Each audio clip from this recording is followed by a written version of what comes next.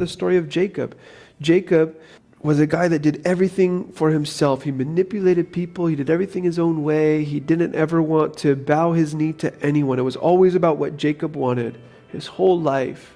And then eventually, after he manipulated his uncle and manipulated his brother, and he stole from them all, and he took everything for himself, then he runs from his uncle because his uncle wants to kill him, and he's running from his brother because his brother wants to kill him, and his uncle's on one side so he can't go back there, and his brother's coming from the other way with a whole army to meet him, and he's afraid for his life.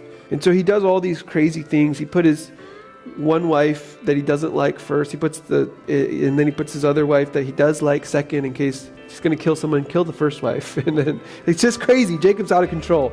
And he does all these things, and then eventually he goes to the other side of the river to say, kill them first, at least I can get away. And then Jesus comes to him. This is Old Testament, but Jesus shows up to him. And Jesus wrestles with him all night. And he's not willing to humble himself. He's not willing to bow the knee. He's not willing to depend on the Lord. He fights against God all night long.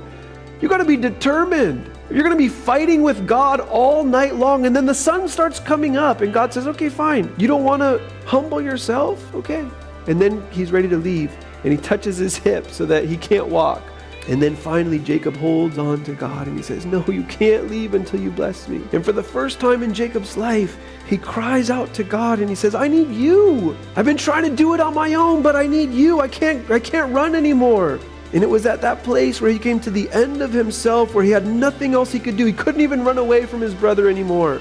At that place of weakness, of emptiness, where he had nowhere to go and nothing to do. He couldn't insulate himself any longer from those things of life coming after him. There was nothing else he could put up. And so he holds on to Jesus and he says, you have to be the answer. You have to bless me. And you remember the question that Jesus asked him, what's your name? He says, who are you? He says, I'm Jacob. I'm the heel catcher. I'm the manipulator. Jesus says, yeah, you are. But he says, that's not who you're going to be.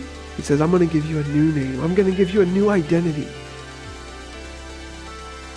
That person that you were doesn't have to be who you are anymore. And he says, your new name is Israel. You're governed by God. You don't have to fight against God anymore. You can be governed by God. You can come to the end of yourself.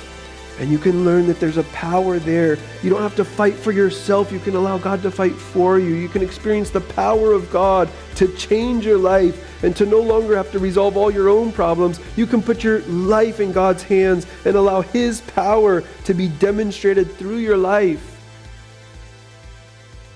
And from that point on, Jacob's life has changed.